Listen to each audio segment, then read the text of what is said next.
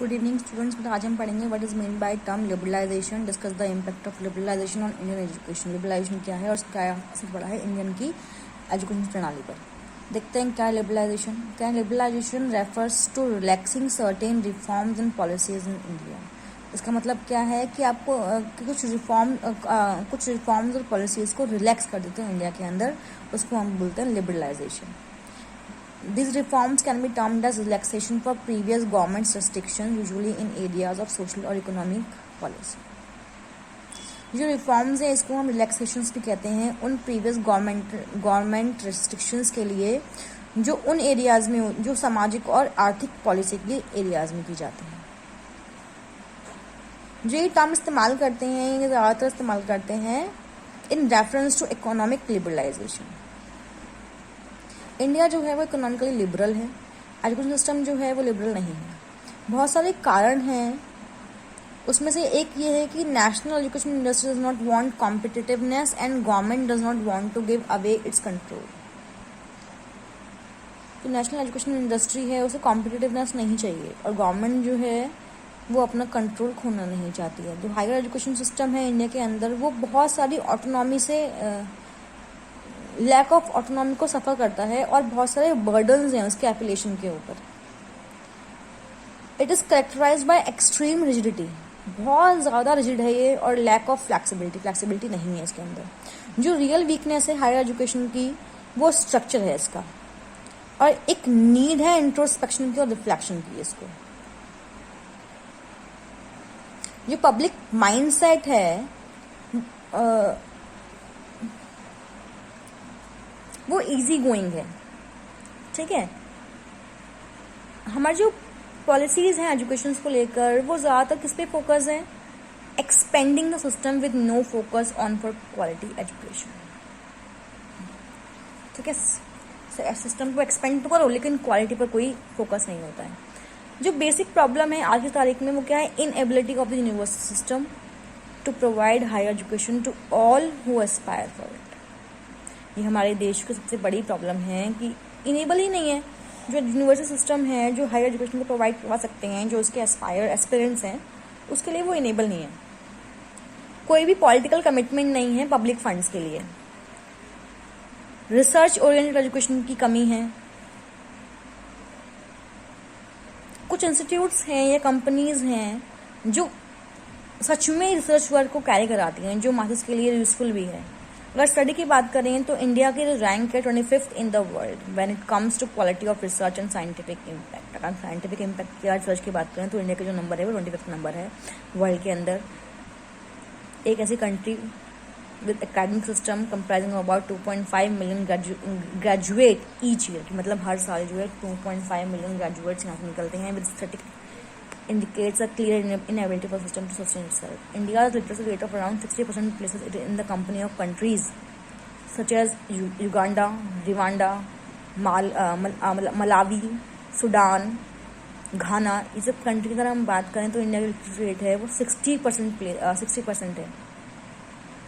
तो India accounts for 50% of the world's illiterates, even though India accounts for around 17% of the world's population. Need क्या है Indian society को, in society liberalisation का? पहला है institutionalisation and internationalisation of constitutional goals and consequent social changes can not take place effectively unless the masses have a desire of change in consonance with these goals. दूसरा है fatalism is fatal for progress. जो fatalism है वो फेटल है progress के लिए। Indian को believe करना होगा तो nothing is beyond reach of human की, मतलब ह्यूमन की पहुंच से कुछ भी दूर नहीं है अगर वो हार्डवर्क करे और लगातार एफर्ट्स करता रहे। Long cherished religious believe which are unscientific in any way must be given up in order to become secular, rational, open mind and progressive. मतलब secular, open mind, rational, progressive बनने के लिए जितने भी मिथ मतलब झूठी चीजें हैं, रिलीजियस बिलीव्स हैं, इनको छोड़ना होगा। गोल क्या है इंडियन एजुकेशन सिस्टम का अंडरगोइंग लिबरलाइजेशन? पहला education system has decided to modernise social, economic and political institutions of society in a natural manner. Education system ने डिसाइड किया था कि वो मॉडर्नाइज करेंगे सोशल को, इकोनॉमिक और पॉलिटिकल इंस्टीट्यूशंस को सोसाइटी के नेचुरल मैनर में। Development of science and technology is necessary for material prosperity. Science and technology के डेवलपमेंट अब ज़रूरी है मटेरियल प्रॉस्पेरिटी के लिए, अर्बनाइजेशन के लिए, इंडस्ट्रियलाइजेशन के लिए, development of new technical and social skills, new values and behaviour in consonance with national democratic and secular value, ये भी ज़रूरत है इनकी। कल्टिवेशन जो है वो इंडिजीनियस रिसोर्स है डेवलपमेंट के लिए और रीओरिएंटेशन के लिए एजुकेशन की। Economic modernisation through privatisation of higher education outsourcing, ये गोल्स हैं। प्रॉब्लम क्या है इंडियन एजुकेशन के लिबरलाइजेशन कंटेक्स्ट में? पहला है ओरिएंटेशन ऑफ एजुकेशन। इसमें क्या कह रहे हैं कि भाई ये मॉडर्नाइजिंग सोसाइटी है, उसको ज़रूरत है रीओरिएंटेशन की एजुकेशन की in the direction of modern education.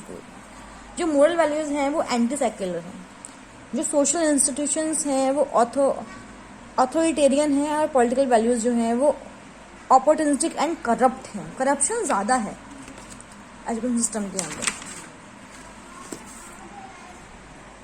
Problem of quantitative expansion of education.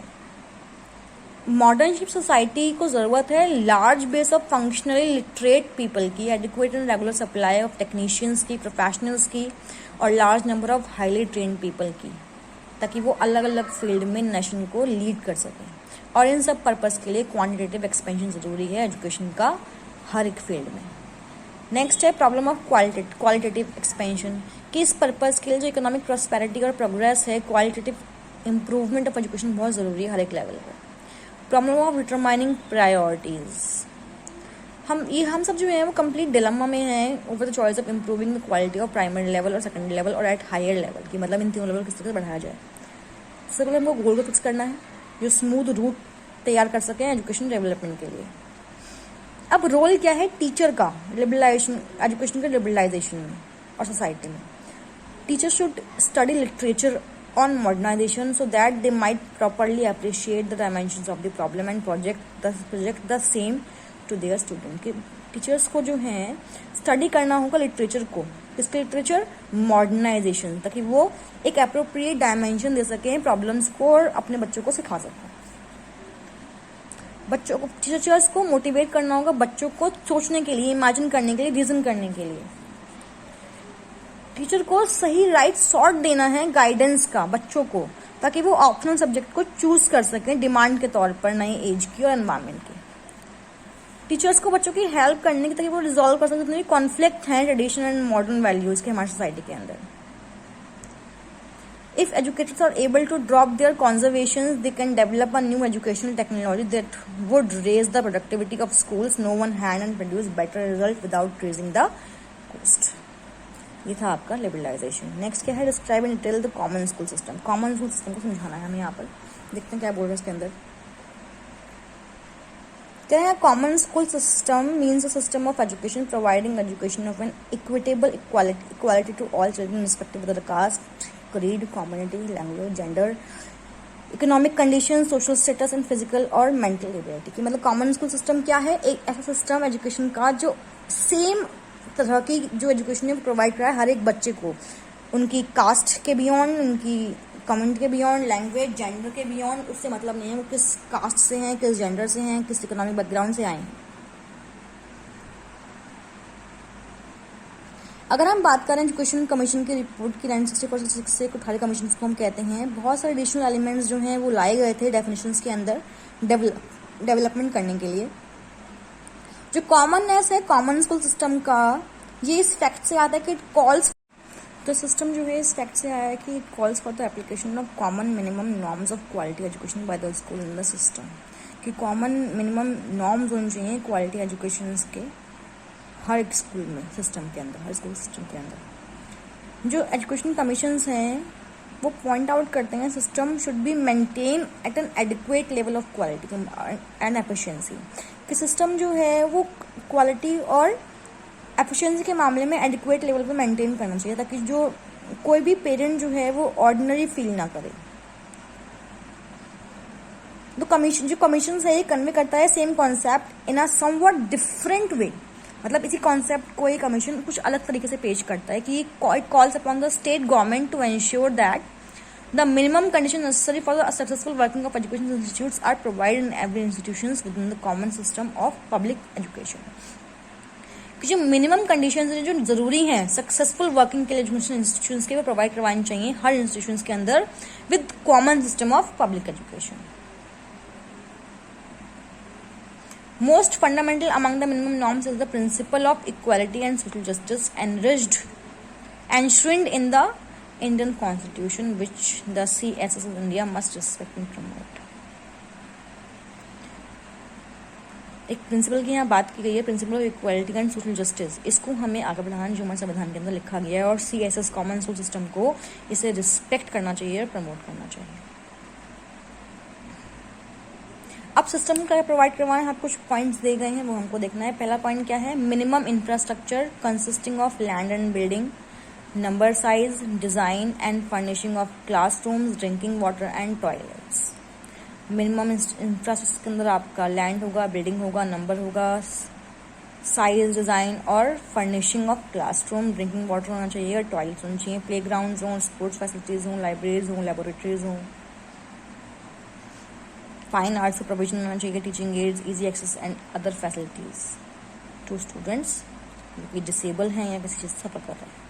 Well qualified and train teachers होने चाहिए, ऑप्टिमल टीचर स्टूडेंट रेशियो होना चाहिए, कॉमन करिकुलम फ्रेमवर्क हो कोर कंपोनेंट के साथ, कंपैरेबल स्लेबल होना चाहिए जो हर स्कूल पर एप्लीकेबल हो, फ्लेक्सिबिलिटी होनी चाहिए टेक्स्ट बुक्स में, टीचिंग एड्स में, टीचिंग लर्निंग प्रोसेस में, इवैल्यूएशन पैरामीटर्स में, असेसमेंट प्रोसीजर और स्कूल कैलेंडर के अंदर.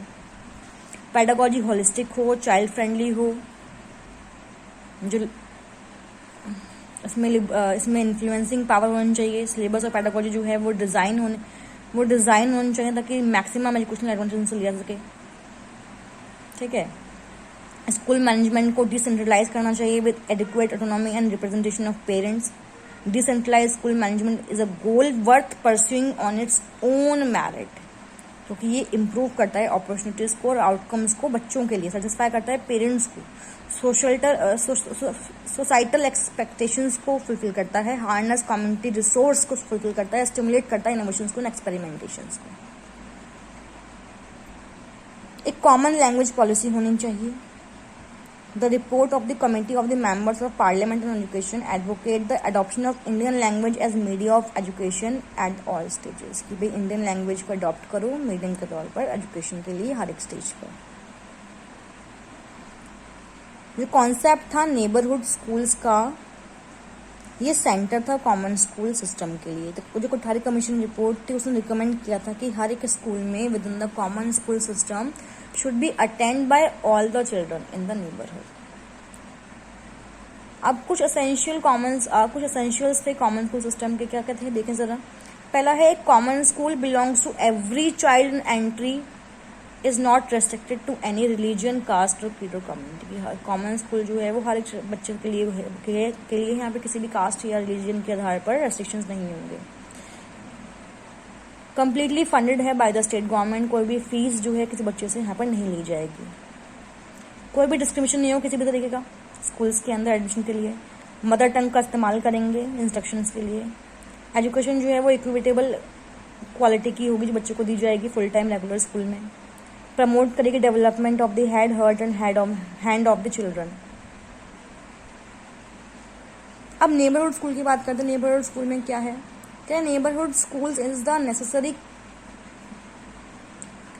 corollary to the common school system. By this strategy, it becomes the duty of every school to admit every child in its neighborhood, and it is the right of every child to seek admission into the nearest school. कि भाई हर बच्चे का ये अधिकार है कि वो अपने पास के स्कूल में जाके अपनी एंट्री करवा सकता है, और ये हमारे बच्चे का चाइल्ड है कि वो अपना एडमिशन अपने नियरेस्ट स्कूल में करवाए. Neighbourhood school lays no other condition than proximity to the school. अब यहाँ पे कुछ एडवांटेज थे, 6 एडवांटेज आपको दिए गए. पहला है जो travel time to mender to the school is reduced.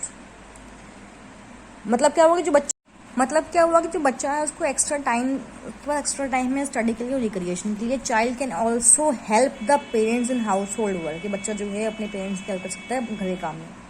कोई भी नीड नहीं है फ्री बस पासेस की. स्कूल ट्रांसपोर्ट सिस्टम जो है वो will be greatly reduced, leading to saving of fuel as well as improvement of the ecosystem. भाई अगर बच्चा पास का ही होगा तो वो आराम से आ सकता है स्कूल के अंदर, कोई ज़रूरत नहीं होगी बस की, और फ्यूल खर्च नहीं होगा, और एनवायरनमेंट जो है वो साफ रहेगा, पोल्यूशन नहीं होगा.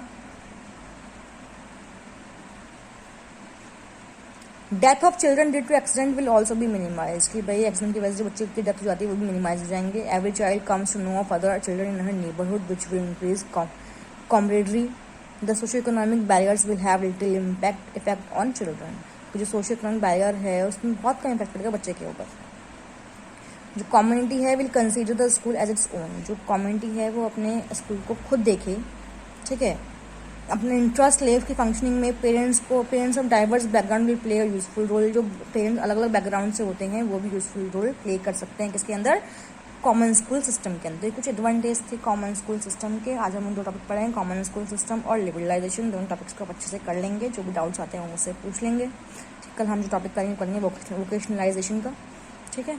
आज का जो भी रहा आप उसको अच्छे से पढ़ लें, समझ लें. टॉपिक बहुत सिंपल है, इनसे सिंपल कोई टॉपिक अभी तक हम लोगों ने पढ़ा नहीं है. सबसे सिंपल टॉपिक्स यही रहे हैं अभी तक के, तो इसे आप अच्छे तरीके से पढ़ लेंगे.